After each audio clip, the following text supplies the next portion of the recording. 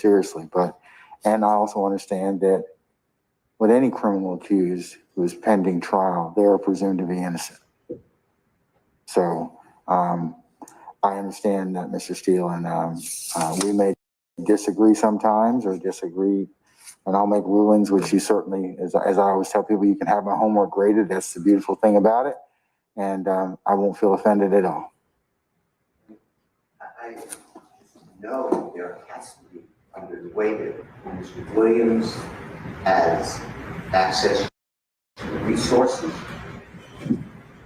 there has to be a way to allow, satisfy the sovereign court that he can be granted bond, and then with all conditions. They'll put him in a jail, but just outside the jail.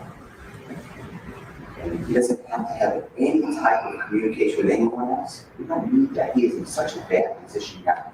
Anything would be better. Be better for preparing the case as well. I know that you're not concerned for the court, concerned for me. With that being said, Your Honor, you said last time, before you're on the court for a motion for bond, you did all four factors and you satisfied. You said the primary ones, group chat messages from 2015, the fact that the threat message, that message is still being talked about. That message, Your Honor, is a statement that is reality. The court sees it, the prosecution sees it, the jury sees it. Everybody, news media sees it. All he said was, I don't get it. People lie to their mothers, lie to their fathers, lie to their brothers and sisters. And then they come into court, raise their hand, and swear to tell the God's honest truth. Those people should be killed. Talking about, if you look at the date that was made, January 26, 2015.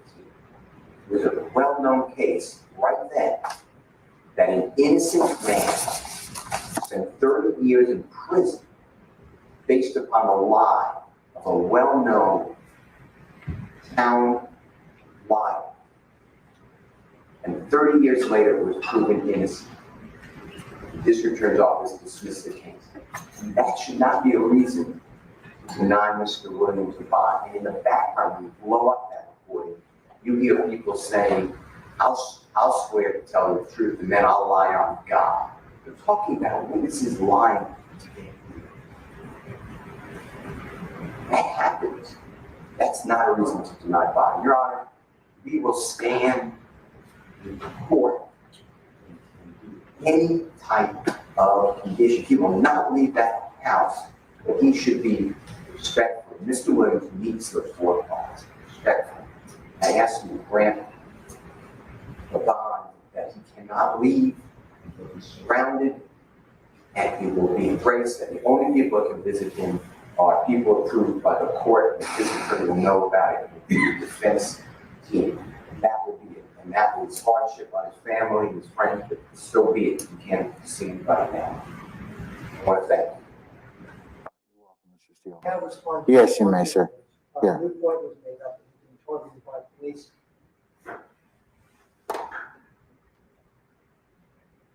I don't find that any real change. And the concern is when they say he's nonviolent, is this. I want to remind the court one of the reasons we re-indicted is to add the charges from the arrest on May 9th. And one of those charges is possession of an automatic weapon. There are other weapons in there. Now, as we stated, Mr. Williams is not a convicted felon. He can have weapons. He can't have an automatic weapon. And there's other drugs located in the house. And I believe there was also a small child in the house there with those weapons and those drugs. Your Honor, quite frankly, the case that we see and the person Mr. Steele just spoke about, those things don't do this. They're not, that's not accurate. This is a dangerous person. And I don't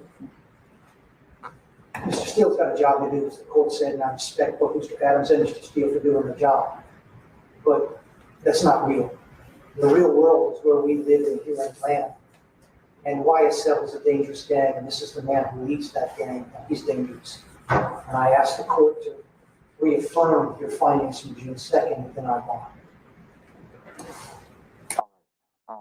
Yes, sir. On the last item that was raised about midnight. Sure. Can you do it in under a minute? Because you will wax on if I don't cut, I'd give you a timeline. Yes. Okay. The 14-year-old child, Mr. Williams, has custody. That's his son that was in the home on May 9, 2022. The gun that Mr. Geary is talking about, law enforcement officers surround the house. They were not in uniform. People in the house, there were multiple people actually, 10, 12 people in the house. My number may be a little wrong, so I apologize. There's surveillance around the house. The person exits the house, not Mr. Williams, with that gun. That's not Mr. Williams' gun. So to sit here and say it's Mr. Williams' gun is wrong. And that surveillance video, I presume the police have it because they know he's come home. In addition, Mr. Williams self-surrendered to them. He called me. He said the police are surrounding my home. He said, surrender, and I'll come over. He said, okay, that's what he did. Then finally, Your Honor, I hear Mr. Geary, he tells me this, he tells me off the record, not on the record. He always tells the same thing. Mr. Williams is part of this gang.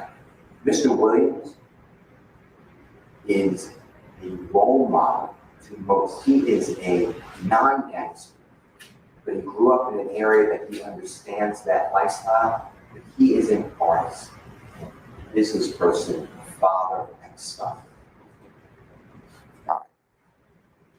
I'm going to take a few minutes, Mr. Geary and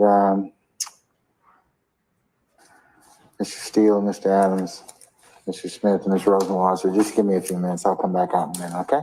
All right. We're going to be in recess.